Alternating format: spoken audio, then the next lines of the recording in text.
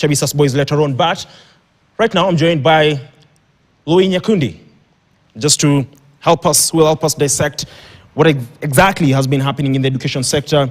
The road to the Kcse examinations last year, what happened, what were the challenges, what are we expecting, the comparison between the results of 2024 and that of 2023, and what we expect in this year's results. That is the results, of course, for the 2025 Kcse examinations. Now, Nyakundi, thank you very much for joining us. Thank you. I mean, for parents out there and everybody who's watching, from where you sit in your own assessment as a reporter who is on the education beta desk, there were quite a number of challenges in the education sector last year, and at the end of the day, students had to sit for the examinations.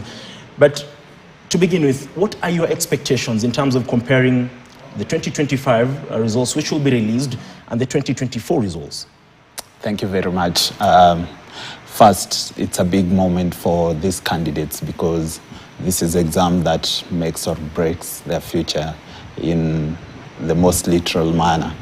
Given that 844 has been mostly about top grades, and a lot of those who don't get to perform really well are left out. It's some sort of a filter where only the finest get to go through and the majority are left on top.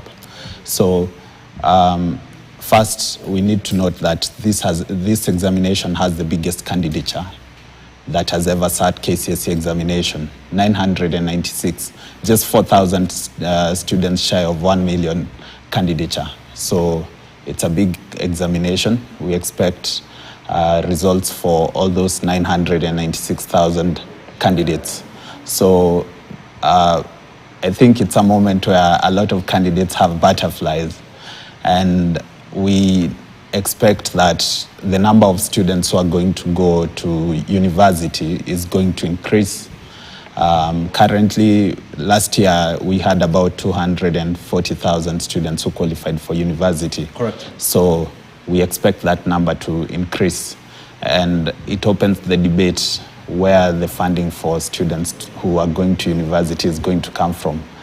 The other thing that we need to note is that a big number of these students are not able to qualify for university, but they qualify for technical and mid-level colleges.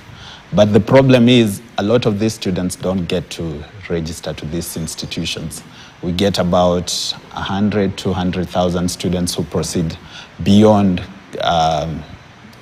university, beyond Form 4, who now go to, let's say, the KMTCs, the teacher colleges, the technical institutions. Now, that's where the problem is, because after Form 4, a lot of these students, that's the end of their education journey. That's a conversation that has been there for a long time. So those are some of the things that we expect to see in today's examination. It's interesting you've talked about the transition, because the government has been very vocal in regards to matters of transition. Yeah. They talk about 100% transition from, back then from primary to secondary school, and from secondary school to the tertiary level. But, I mean, like you've rightly put it, quite a number of students do not fully transition to the tertiary level. Yeah. What could be the problem in your own assessment, and probably what can the government do? Is it an issue of, probably them lacking school fees to join these institutions, or what could be the problem? A lot has been said about technical institutions, and one of the major issues that comes out is that they are viewed as inferior compared to the universities. So a lot of people say they have been put in place for those people who fail in the examination, and that's a big problem, because now the picture that is painted when you go to these institutions is that you're inferior to the top students. And we go back to what we started with, that a lot of emphasis has been put on competition when it comes to Kcse. And that's the problem, because now when you're not able to get a university mark, then you're confined to that group of students who are said not to be very elite here.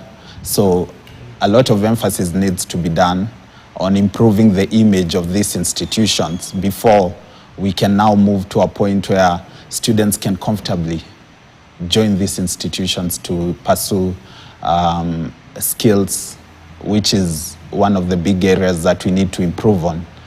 Yeah, so that's the big problem, I think. The image that these institutions have is an inferior and a weaker. There's no pride in going to a technical institution. That's the plain and simple answer to that. Okay, thank you very much.